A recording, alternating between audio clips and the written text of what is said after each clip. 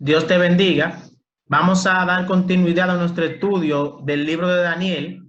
En esta ocasión vamos a continuar con el capítulo número 11. Vamos a hacer un resumen de los versículos que vimos en el video anterior, desde el 14 hasta el 22. Vimos el surgimiento de un nuevo poder, el Imperio Romano, que controlaba el norte.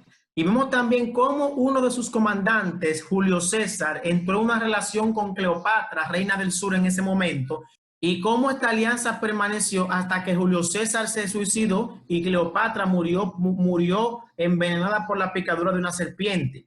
Vimos también el resurgir del primer emperador romano, Augusto César, y cómo para controlar su imperio y saber con cuánto contaba en ejército e imponer los impuestos, manda a censar a todo el mundo. Y es justamente durante este censo que María y José van hasta Belén, donde María da a luz a Jesucristo. Y vimos también al segundo emperador romano, Tiberio César, que fue durante el imperio de el gobierno de donde Cristo fue bautizado por Juan en el desierto. Vamos en esta hora a orar para continuar con los siguientes textos de Daniel capítulo 11. Oramos. Eterno Dios y Padre, en este momento te queremos agradecer por tu compañía durante todo este estudio. Guíanos y permite que podamos entender. En el nombre de Jesús. Amén. Versículo 23 de Daniel capítulo 11. Y después del pacto con él, engañará y subirá y saldrá vencedor con poca gente. Ya aquí el tiempo corre en la historia. Vamos a dar un salto en la historia desde Tiberio César hasta Constantino I el Grande, quien gobernó desde el 272 hasta el 337 después de Cristo. El objetivo de Daniel no es mostrarnos emperador tras emperador todo el proceso de Roma, sino presentar simplemente los puntos importantes en la historia que tuvieron que ver con el pueblo de Dios o con la verdad de la palabra de Dios. Aquí vemos que el texto dice que después del pacto con él, engañará y subirá y saldrá vencedor con poca gente. Ya en este texto, Roma durante este tiempo estaba dividida y controlada por 4 emperadores. Estaba controlada por Constantino, por Magencio, que controlaba toda la capital romana, por Licinio y por Maximino II. Estos 4 controlaban todo el imperio romano hasta este entonces. ¿Qué pasaba allí con el pacto que se iba a hacer, donde Constantino iba a engañar y subirá con poca gente y vencería? Bueno, el plan de Constantino era aliarse por completo del imperio romano, que no hayan 4 emperadores, sino solamente uno, él. Y para eso tenía que derrotar al que controlaba la capital, esto es a Magencio. Y para que esto sea posible, Constantino hizo pacto, alianza con Augusto Licinio y con Maximino II para enfrentar juntos a Magencio, que era el más fuerte de los 4 emperadores. Y un día antes de esta batalla contra Magencio, Constantino se encontraba preocupado porque sabía que iba en desventaja contra Magencio. Y fue en ese entonces, el 27 de octubre del 312, donde ocurre la famosa visión de Constantino.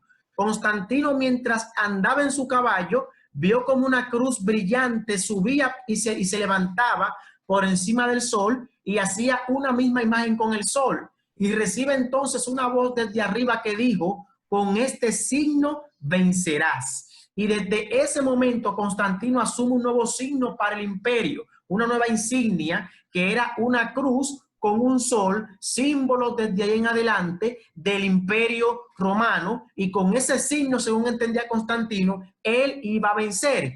Una vez tiene esta visión, se la cuenta a todo el mundo, une a su ejército y van a la batalla más animado, más fortalecido contra Magencio. Dicha batalla fue conocida como la batalla del Puente Milvio, el 28 de octubre del 312, donde Constantino se alza con la victoria ante Magencio.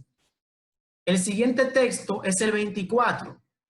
Allí dice: estando la provincia en paz y en abundancia, entrará y hará lo que no hicieron sus padres, ni los padres de sus padres. Botín, despojos y riquezas repartirá sus soldados, y contra las fortalezas formará sus designios, y esto por un tiempo. Aquí continuamos con Constantino. ¿Quién es el que entra y hace lo que no hicieron sus padres? Evidentemente Constantino, quien entra a Roma luego de vencer a Magencio y toma control de la capital romana.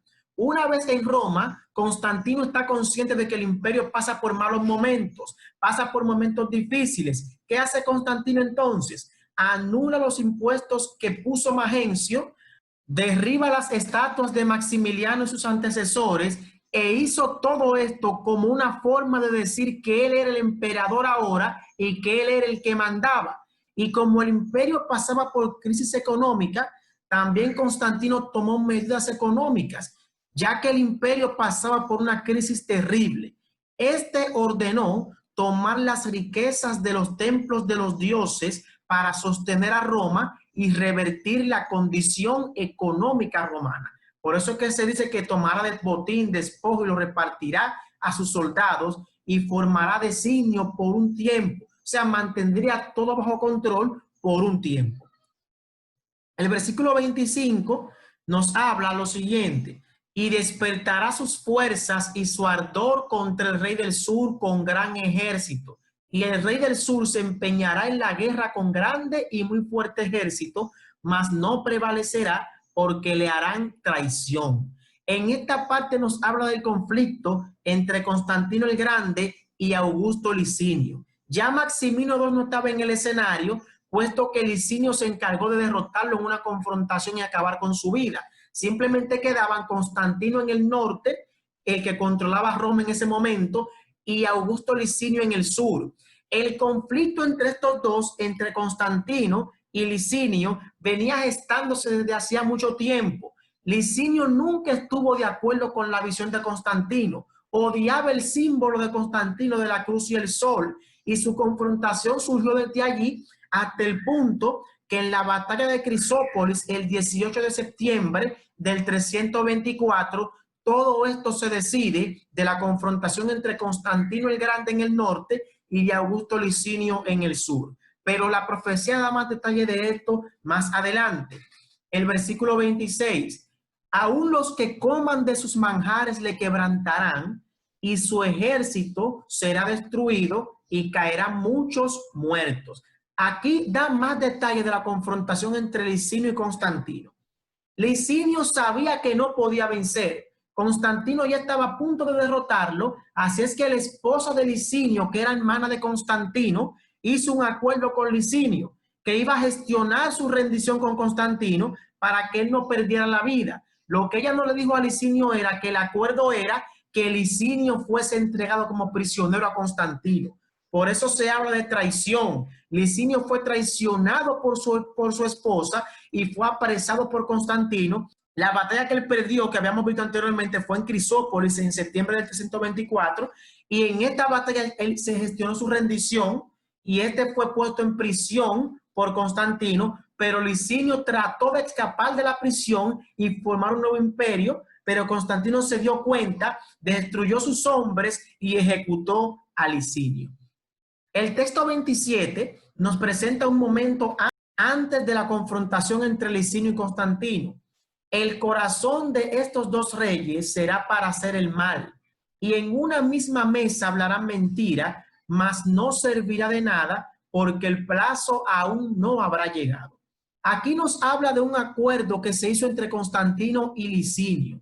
Se habla del tratado de tolerancia con los cristianos solo para beneficiar al Imperio Romano. Recuerden que ya Constantino había tenido su visión y se había convertido al cristianismo. Este buscaba ahora ganar para su imperio a todo el cristianismo, solo para fortalecer sus dominios. Así es que se gestiona lo que es el edicto de Milán entre Constantino y Licinio.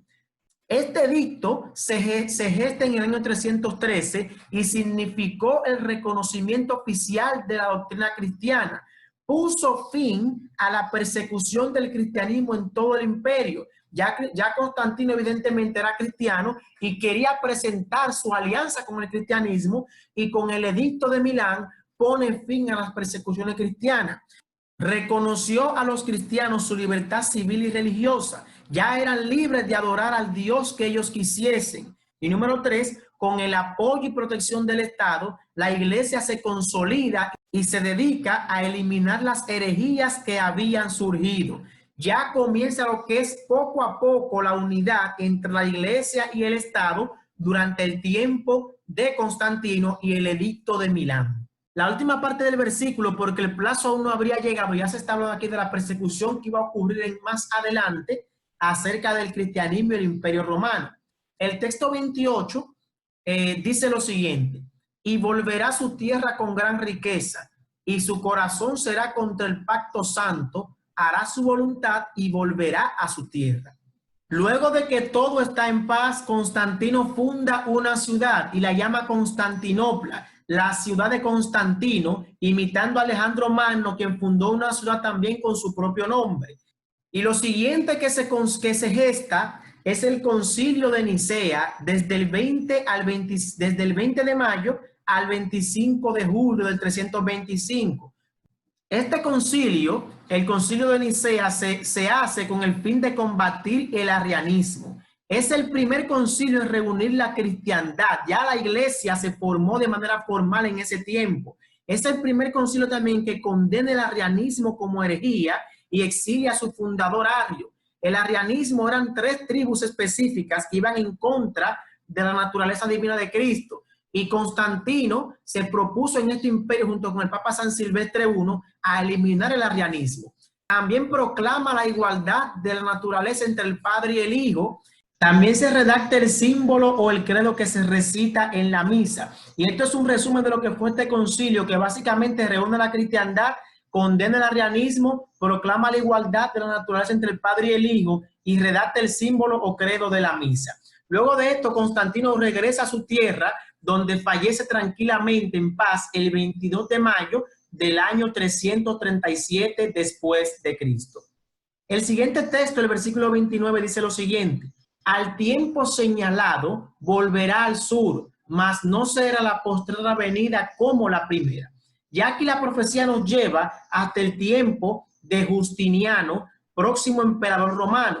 Justiniano tenía 3 tribus en ese momento en contra para hegemonizar su imperio, puesto que ya las 10 tribus bárbaras habían azotado el imperio y lo habían desmembrado.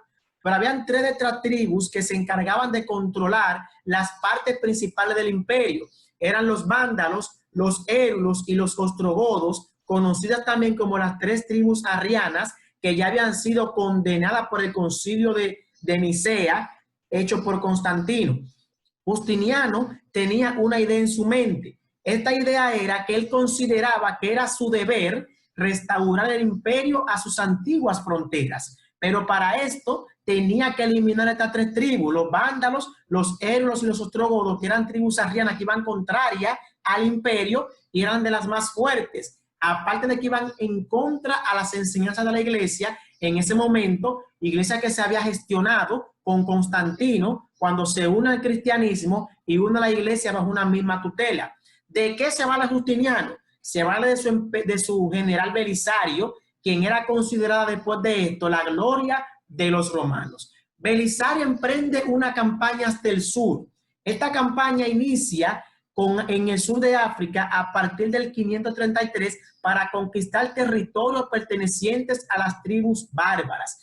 Ya Justiniano inicia su periodo de conquista de los territorios que Roma perdió a manos de las tribus bárbaras. Por eso es que se va al sur, dice la Biblia, al tiempo señalado, pero dice que esta venida al sur no será como la primera donde Roma ganó. Aquí tendrían una derrota inicial que veremos en el siguiente versículo, versículo 30. Porque vendrán contra él naves de Quitín, y él se contristará y volverá, y se enojará contra el pacto santo, y hará según su voluntad, volverá pues y se entenderá con los que abandonen el pacto. Aquí Justiniano emprende la campaña al sur.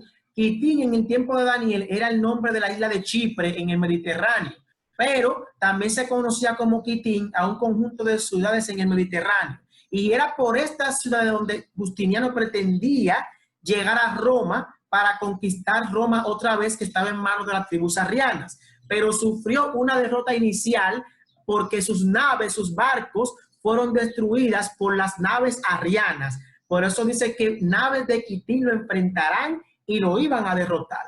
Cuando se habla acerca del pacto santo que se iba a levantar contra este pacto, se habla de lo siguiente, del pacto que Dios hizo con Abraham, de que de él saldría una gran nación y que esta nación entonces sería su pueblo. Todos sabemos que esta nación es Israel, pero como Israel rechaza al Mesías y lo mata y culmina su tiempo de gracia, entonces ahora el asunto pasa, este pacto pasa al Israel espiritual, ya es todo el mundo, no simplemente los judíos. Aquí Justiniano se iba a levantar en un futuro, ¿verdad?, contra todos aquellos que eran fieles al pacto con Dios en persecución cristiana, justamente cuando se une la iglesia con el Estado. Pero se entendería con los que abandonen el pacto. O sea, los que sean fieles al pacto con Dios iban a ser perseguidos, pero los que abandonen el pacto iban a estar bien con él. Y desde ese momento comienzan a introducirse muchas cosas a la iglesia. En el 321, el emperador romano Constantino, comenzando desde allá, recuerdan con la visión de Constantino, emitió la primera ley cristiana respecto al día de reposo, estableciendo el primer día de la semana, el pagano día del sol, como el día venerable para la cristiandad que debe ser observado. En el 364 se dio el concilio de la Odisea, en el cual se incluía en el canon 29, el no descansar en el día sábado. En el 388, el emperador romano Teodosio cambia el nombre de 10 solis, día del sol, en 10 dominicus, día del Señor Domingo, para que no suene tan pagano. En el 451, el concilio de Calcedonia aprobó el canon del concilio de la Odisea del año 364, haciendo de esto un canon ecuménico, y son de las pocas cosas que después de Constantino comenzaron a introducirse en la iglesia y que con Justiniano y la iglesia unida al Estado en ese momento se consolidó e inician a introducirse más herejías a la iglesia. Así es que por el momento vamos a dejarlo aquí. Ya en el próximo video trataremos los siguientes versículos. Si tienes alguna pregunta, duda o cosa que no entendiste, puedes decirlo en los comentarios. Recuerda suscribirte y compartir este video con otros para que también puedan aprender acerca de la palabra de Dios. Dios te bendiga.